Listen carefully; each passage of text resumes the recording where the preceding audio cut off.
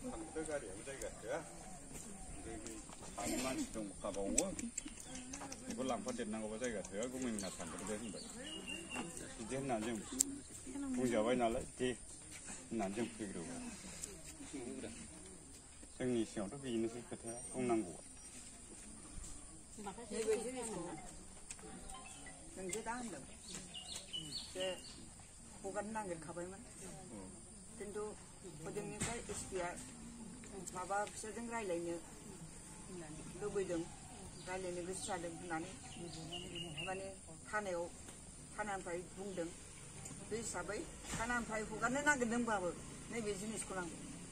थानानिफ्राय हगारखानो नागिरनायखौनो उनाव एसपिनिफ्राय फैनानै रायज्लायनो नागिरनायखाय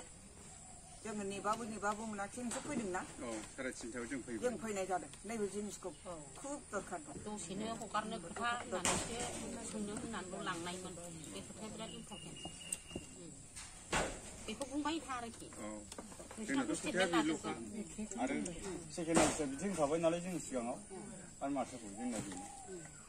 बेनोसै आं नैबे जिनिसा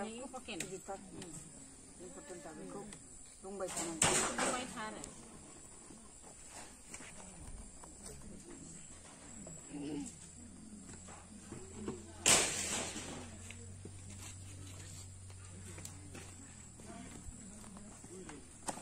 आइजो आफादनिफ्रायबो दाख्लै फैबाय जों सानैया खुलुमबाय आरो आं सफैनो हायाखै जोंनि खैजना आब'आथ' बिपिएफनि आगोलनि जोंनि बिटिसिनि एमसिएलएमोन आब' जमुनारानि ब्रह्म ओमफ्राय जों सेन्ट्रेल आब'नि भाइस प्रेसिडेन्ट बे दाख्लै बिथांमोना फैबाय भाइस प्रेसिडेन्ट सानै सेक्रेटारि गासिबो फैबाय आं एडभाइजार प्रेसिडेन्ट आब'नि मिथिंगा बसुमतारी दाख्लैथ' फैनो हायाखिसै बिसोरखौ थिनहरनाय जाबाय आंबो फैनो ओंखारदोंमोन खिन्थु मोनाद्रायबाय आंहाबो मेंनाय फैबाय स्कुल गनानै लोमजाज्रो मोननाय बादिखाय नोंसोर थांदो आं थांनो हागोन थाबाय आरो जायखिजाया मोजां गाज्रि दुखुनि समाव नोंसोर नुजाहैनो मोनोब्ला मोजां मोनो होननानै फैनाय जाबाय आब'मोनजों जयैनो क'क्राझार आनसलिकनि आरो नैबे आब' निलिमा साहित्य सभानिबो one of the secretary Nilima Basumatary आनसलिक आब'नि दङ सेक्रेटारि ओमफ्राय गसाइगावनिफ्राय एनजिअ'निबो दङ जयैनो फैबाय आरोखि जोङो आब'जोंहाय लोगो लानानै नुजाहैनोसै होननानै जायखिजाया माथो खालामबावनो जों मा होननो रोंबाय सान्त्वना होनायनि अनगायै जेबो गैया जाहैबाय घटनाथ' जानानै थांबाय जानाङामोन जेन'बा फेक एनकाउन्टार होननानै जों मोनथिबाय दाय गैयैनि सुबुंफोरखौ माने पुलिसा गाबसिननानै गावलाबायनाय बुथारनाय जाबाय अबथिरा फैनाङै समावनो जेखियानो जाया मानो दा जोंनि गेजेरावहाय आरो बेल' नङा मबाइलफोरजों दा हमलागासिनो दङ दिनै हरावबो हमदों मा कानेक्सन दं मा मोनदों सुबुद मोनदों बे सुरजितआनो माबायाव बुंदों निउसाव इउटुबनि निउसाव बुंबावदों साबानि हमबा जाबाय बे गसाइगावनिफ्रायबो हमना लाबोदों हमबावगोन ओंखायनो बे मबाइलफोरखौ जानला मोनला फन हरनाया मोजां नङा आरो लकेसनखौ बन्द' खालामनानै दोन जानला मोनला रावबो भाषा आपल'ड दाखालाम आरो नैबे जाथायनि सायाव रिएक्सन खालामनानै जानला मोनला आवाजजों रावनोबो फन दाहर आरो दाय गैयै मानसिफ्राबो आरो बे जाय सापर्ट खालामदों दाख्लै इउएलबि ना मा पार्ट जाय एक्सप'ज खालामदों एक्सट्रिमिस्ट अर्गानाइजेसन गोदानै दाबाय होननानै सेपारेट स्टेटनि डिमान्ड खालामनानै आरो रन्जन दैमारि गनायनि नामाव बिथांमोनहा भइस होदों बम बेरफ्रु होगोन मागोन होनदों दा नागिरगासिनो दङ बिसोरखौ लानानै ओमफ्राय कुमारि खाताना बबेबा साइडनिफ्रायबो मोनबोदों सानै बर' मानसि ओरै गोजाजों हमजानायफ्रा बेथ' परबजराखा दिनैनि हराव हमजाबावनायखौ होनदों आं दिनैनि हराव हमजाबावदों दा बेखौ सुरजितआ दहाय बुंदों बे एडिसनेल एसपिआ साबाना 6 जन जाबाय आरोखि दा सुबुदखौनो मोनबाय होननानै बुंदों बिसोर फरमान मोनबाय होनदों आरो बिसोरनि लोगो लिंक थानाय होननानै बुंबाय थादों दा नंगौबाबो नङाबाबो मबाइलनि दारैहाय दस्राजों रायलायहरनायखौनो बा खुरमा गियाथिबो जानो हागौ सोरजोंबा माबा मोनसे सोदोब बाहायफ्लांबाय दा बेखौनो रिलेटेड बिसोरजों जरित होननानै हमलाबायनो हागौ दा जोंनि इन'सेन्ट फंबाय बिनानाव जोंनि फिसाफ्रा जुदि आरो बेबायदि दाय खालामनानै बुथारजायोब्ला खोब दुखुनांथाव जागोन जों साबधान जानांगोन गार्जेनफ्राबो गथ'फ्राबो मबाइल मोनदों होननानै जानला मोनला जगाजग खालामलाबायनाय रायलायलाबाय थानाया कमेन्ट पास खालामनाया थिग नङा आरोखि दा गभर्नमेन्टनि पलिसिफ्रा मा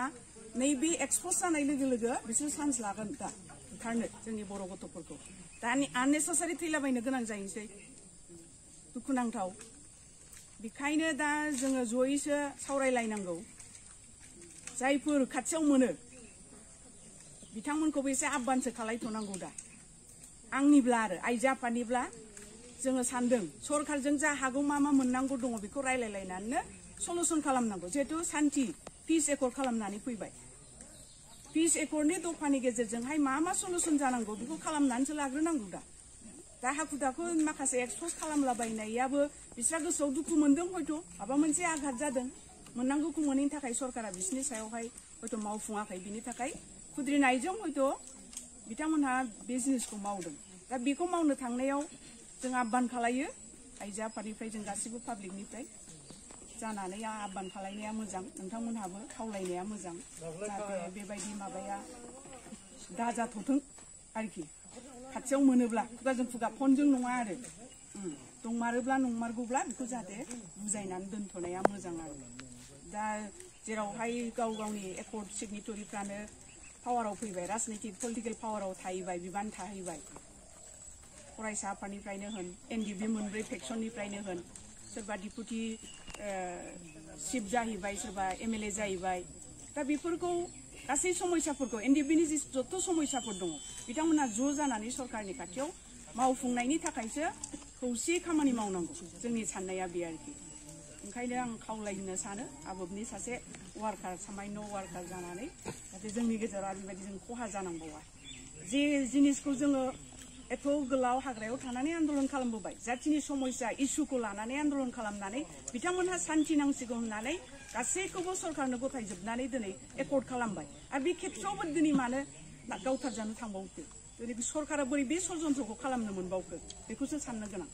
बेखायनो आङो बेखिनिखौ खावलायबाय जोंहाथ'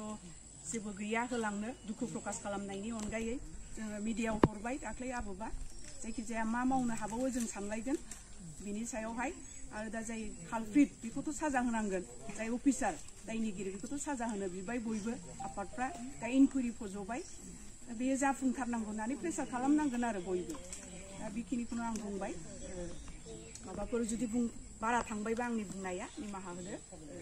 थेंक इउ आंनि नङा दे फैसा जों ज'सो दे आइजो आफाद जायखिजाया अननानै आब'नि दारै हेफाजाबा जाबाय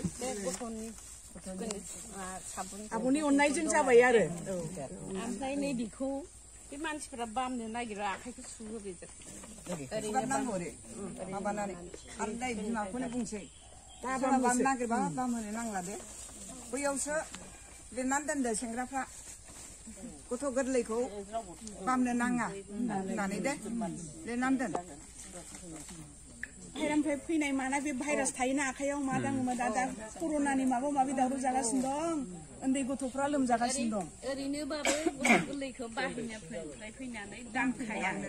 आथिं आखाइ सुनानै जि गानखायनानैसो बामखायो 6 मासआ बे नियमखौ खालायथारनांगोन आथिं मोजाङैनो नायनानै थाङाखै एसे माबा उन्दैथार खासनिफोर एसे दिरुं माबा खानानै दोन गानहोनानै नियम माखासे थायोना माखासे गाबोन फुरजेसनारि बानानै गानहोबाय जायखिया गासैबो आइजो आफादसो आंबो आइजो आफादनिफ्रायसो लिडार जाहैदोंना बेखायनो ज' फैबाय दिनै ओमफ्राय